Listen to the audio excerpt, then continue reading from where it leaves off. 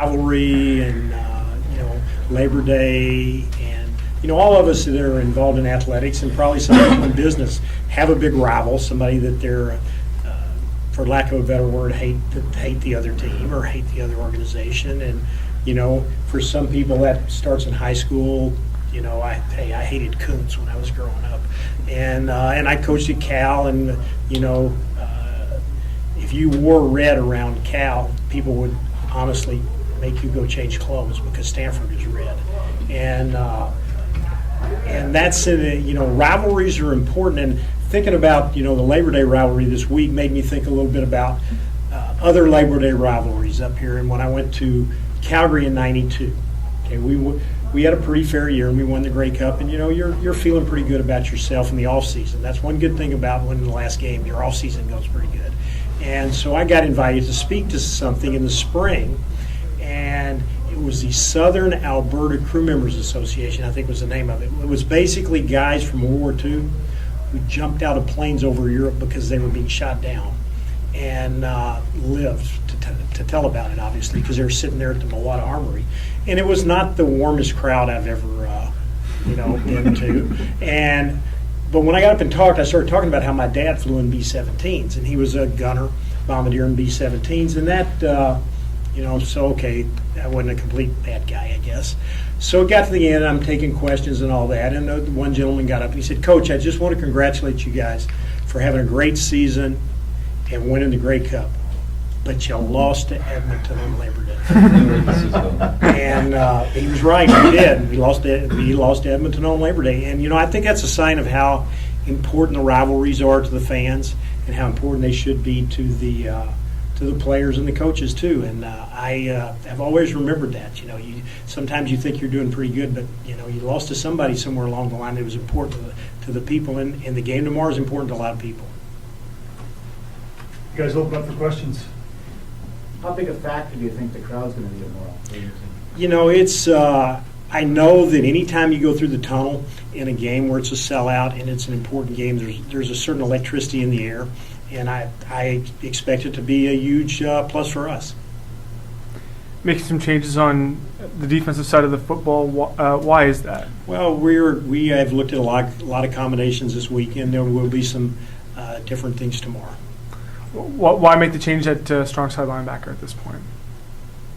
Like I said, I'm not going to say what we're making because we don't have to say till tomorrow, an hour before the game. Okay. I was just going by the depth chart. All right. Off of last week, your defense, it is probably 3.5 quarters. How much of it were you happy with? Put it that way. I'm not happy with any of it when we lose. Okay. Did it improve off of what it had been? It was going into the week. Ray Williams had that meeting with his defense and talked about the last 3 games there have been stretches our defense has played very well.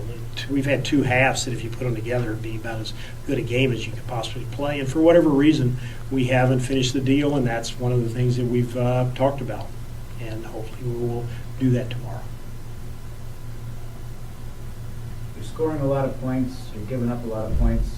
Argos aren't scoring a lot of points, but they're not giving up a lot of points. Do you expect this will be more of a defensive game tomorrow, than an offensive game, or do you have to? Well, you're correct in that Toronto is playing very well on defense, and that they might be playing as good as you make the league right now, to be quite honest.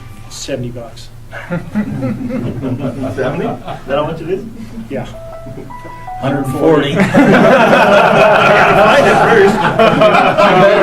Go one more.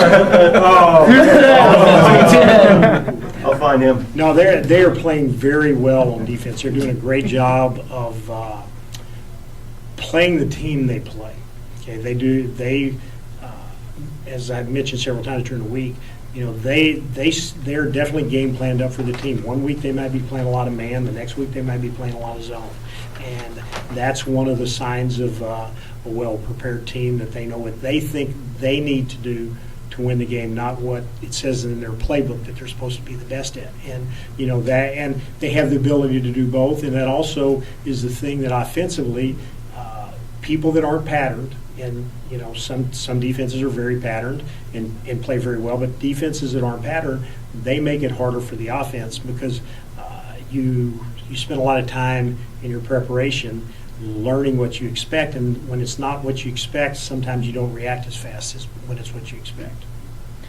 Given what happened last week, have you made any changes in how you'll deal with the spotting and the replay issue? Now, hopefully, we'll just get it communicated better. Coach, how much value to put in stats? For instance, the Argos have not won when trailing after the half in like 16 games.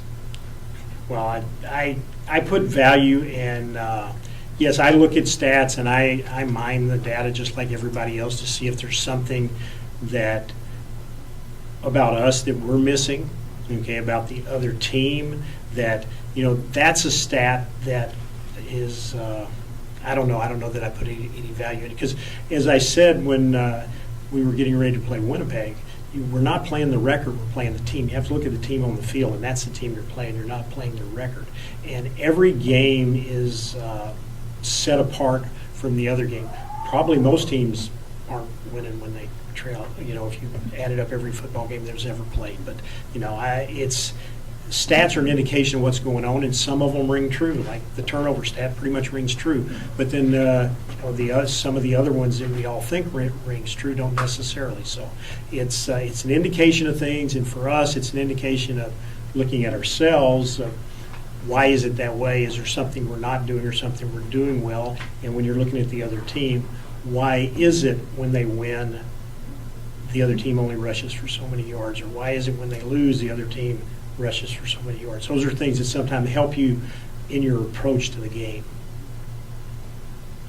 A lot was made last week about the challenge flag that you guys could have thrown and didn't. Do you change anything this week? I just answered a question about 10 seconds ago. Hopefully we'll communicate better.